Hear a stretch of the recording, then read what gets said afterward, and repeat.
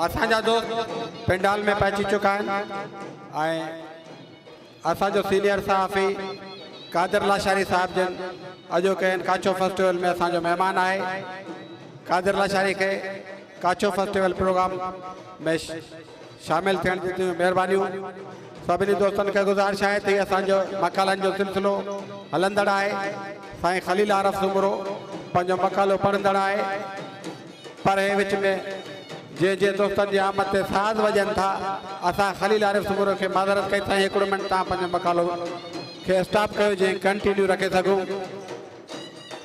Senior सहाफ़ी भाउ कादिर लाशारी साहब जी महिरबानी जंहिं काचो फेस्टिवल जे ॿिए ॾियारे जे सकाफ़ती रंग में शरीक थिया आहिनि। दोस्त ईंदा था रहनि, जीअं जीअं दोस्त पहुचंदा असां सभिनी दोस्तनि खे वेलकम कंदासीं, भलीकार कंदासीं।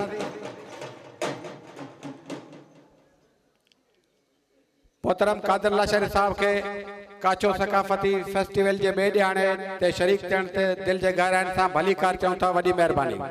हाणे आउं गुज़ारिश कंदुसि खलील आरिफ उमरो साहब खे त पंहिंजे मकाले खे कंटिन्यू करे।